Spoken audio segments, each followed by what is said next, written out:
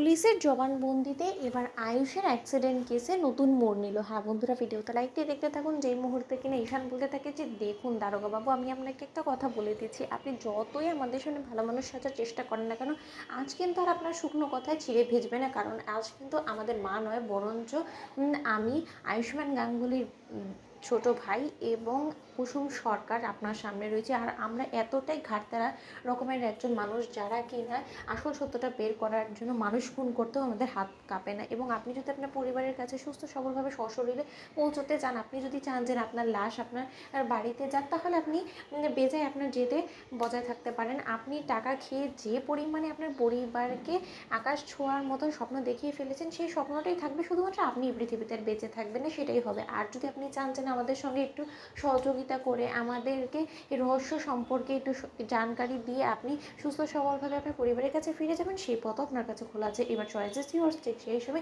Inspector বলতে থাকে যে আপনারা আমাকে এখানে কেন তুলে নিয়ে এসেছেন বলুন তো, এবং আপনারা জানেন আমাকে এখানে কিডন্যাপ করে আনার জন্য আমি আপনাদেরকে কী শাস্তি দিতে পারি। ঠিক সেই সময়েই কুসুম যখন বলতে থাকে যে আর আমরা আপনাকে কী শাস্তি দেবো বলুন তো, যে আপনি একজন মানুষকে গুম করার পেছনে প্রতিনিয়ত একজন মানুষের কাছ থেকে টাকা নিয়ে চলেছেন এবং সেই কেসটাকে ধামাচাপা দেওয়ার জন্য আপনি আপনার চেষ্টা চালিয়েছেন, আপনি আপনার উপর মহলের ব্যবহার অবধি করেছেন এবং আপনি যে আইনে উল্লঙ্ঘন করেছেন সেটা নিশ্চয়ই আপনি খুব ভালো করে জানেন। তাহলে আপনি আমাদেরকে বলুন তো যে এবার আপনি কি করবেন। ঠিক সেই সময় সেই ইন্সপেক্টর যখন বলতে থাকে যে দেখুন, আমি যে সমস্ত কিছু করেছি সেটা মুখে আপনাদের বললে চলবে না, সেটাকে আদৌ আপনারা প্রমাণ করতে পারবেন। ঠিক সেই সময় কুসুম যখন কিনা সেই ইন্সপেক্টরকে দেবলীনার থেকে টাকা নেওয়া অবস্থা সেই ভিডিওটা দেখায় এবং বলতে থাকে যে আমার দীর্ঘ বিশ্বাসে আপনার চাকরি যাওয়ার জন্য এতটুকু ভিডিওটাই দেখালেই কোর্টে যথেষ্ট হবে, কি বলুন, আমি তাহলে সেটাই করবো। ঠিক সেই সময় সেই ইন্সপেক্টর বলতে থাকে যে না না না, আমার দুটো সন্তান আছে, তারা না খেতে পেয়ে মরে যাবে, আমার চাকরিটা যদি এই সময় যে আমার বৃদ্ধ মাও আছে বাড়িতে, আমার পত্রে বসে আছে, আমাকে দোহাই লাগে আপনারা ছেড়ে দিন। ঠিক সেই সময়